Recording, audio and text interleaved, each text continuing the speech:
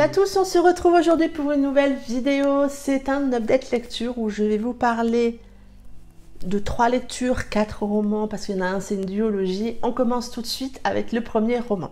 On commence par Bouquet final de Tina Muir, qui est une romance contemporaine qui se passe entre le Japon et l'Angleterre. On va faire la connaissance d'Agnès, qui est fleuriste et qui a une grande passion pour l'ikebana, qui est un art japonais de faire... c'est un art japonais autour de la façon de faire un bouquet. Et son rêve le plus cher serait bien entendu de partir au Japon pour étudier cet art, mais elle n'en a pas la possibilité jusqu'à ce que Stella, une des clientes du fleuriste où elle travaille, lui propose un truc de folie. Elle lui propose de l'accompagner au Japon pour faire un bouquet particulier pour quelqu'un. Je vous laisserai découvrir ça si vous lisez le roman. Et donc elles vont toutes les deux partir dans l'hôtel de Simon, qui est un proche de Stella.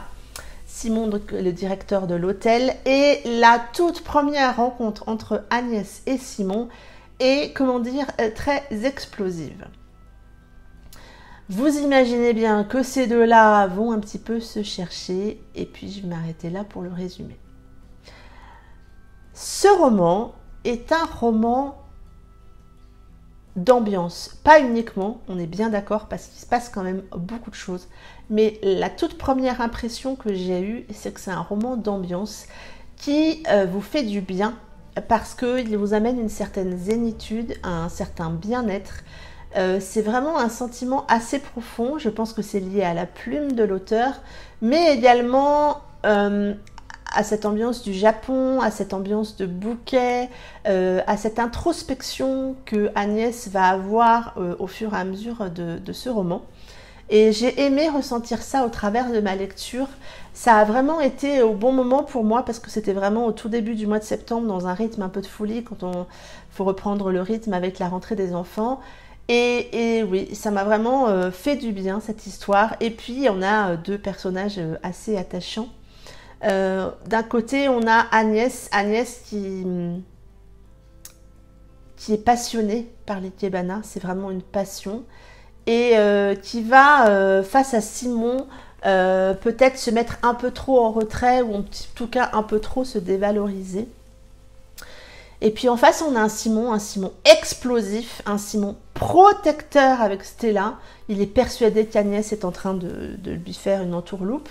Et du coup, il va être très méfiant au départ. Et par contre, il va, je trouve, avoir l'intelligence de reconnaître son erreur, ses erreurs. Il s'est tellement hâté à faire un jugement de Agnès que du coup, voilà, il sait un peu reconnaître son erreur.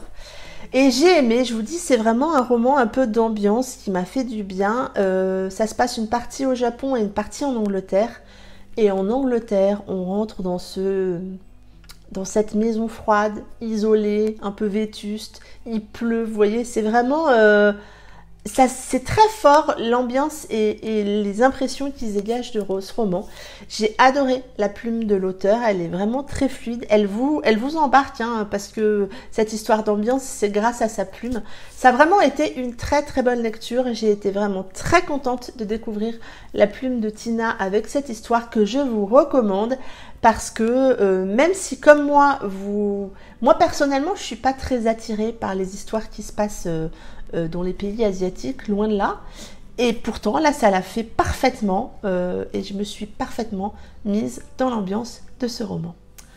On continue avec Earthquake Station de Marie Agi, une romance MM que je qualifierais presque de doudou parce que c'est une romance qui fait du bien. On fait la connaissance de Cal et de Florian.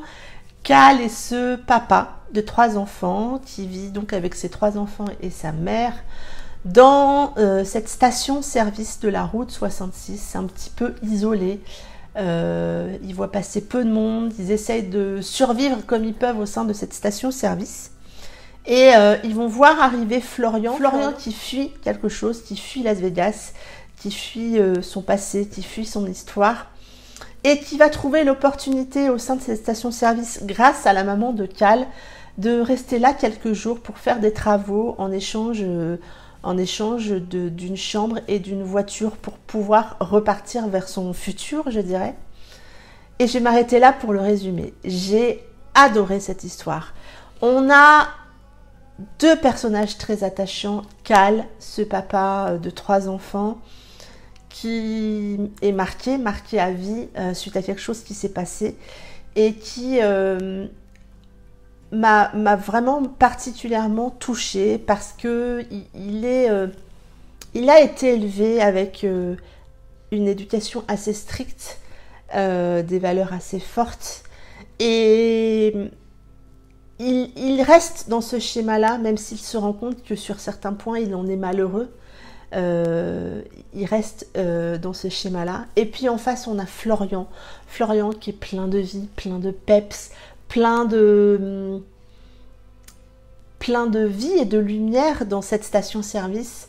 Il va amener de la joie, que ça soit à Cal, à sa mère, mais aussi aux enfants de Cal. Il va amener de l'espoir aussi, je crois. Et j'ai aimé en fait ce duo. Certes, il y a un petit passage, un moment de la part de Florian qui était là pour piquer un peu, qui m'a un peu moins plu parce que je pense que c'était une ficelle un peu facile de la part de l'auteur. Mais sinon, cette histoire, elle est géniale. Là aussi, on a de l'ambiance, hein. On a l'impression d'avoir cette terre rouge qui nous colle à la peau. La chanson du générique de Bagdad Café est très présente dans l'histoire et moi je l'ai écouté en lisant ce livre. Ça colle tellement bien, ça colle, c'est parfait. Et puis on a des personnages secondaires franchement dans cette histoire qui sont attachants. On a la mère de Cal qui est hyper importante dans cette histoire parce que elle va savoir reconnaître les erreurs qui ont été faites avant et va encourager indirectement son fils. Et moi, j'ai beaucoup aimé. Et puis, on a ces 3 enfants. Ces 3 enfants qui amènent de la joie, qui amènent des sourires, qui amènent... Oui, ça fait du bien de voir ce genre d'histoire. Oui, ça reste, entre guillemets, assez classique parce qu'on a cette histoire de coming out. On a une fin à laquelle on peut s'attendre. Mais c'est tellement bien écrit, ça vous emporte. Moi, j'ai vraiment beaucoup aimé cette histoire et je vous encourage à lire cette histoire. On l'a lu en lecture commune avec le groupe Elle Booktube et vous. On a des checkpoints où les filles se sont un peu lâchées.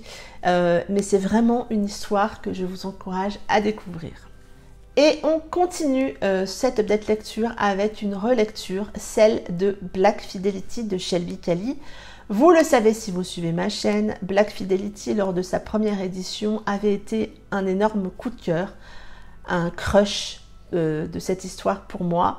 J'avais beaucoup aimé les personnages, j'avais beaucoup aimé l'histoire et quand cette histoire a été retravaillée et rééditée chez Black Ink Edition, je me suis ruée sur cette duologie. Et je me suis replongée dans cette relecture et dans cette histoire avec beaucoup de plaisir. On l'a fait en lecture commune avec les copines. Et je trouve cette histoire toujours très réussie. Je ne vais pas vous faire un très grand résumé, mais vous le savez, initialement cette histoire était une trilogie, c'est devenu une duologie. Je dirais après la lecture que les 2 tomes 1 sont à peu près identiques sur l'histoire et là où ça s'arrête, il y a eu du retravail. Mais le gros du retravail a été sur le tome 2 puisque le tome 2 et 3 initial se sont finis en un seul tome. Donc il y a eu un gros retravail.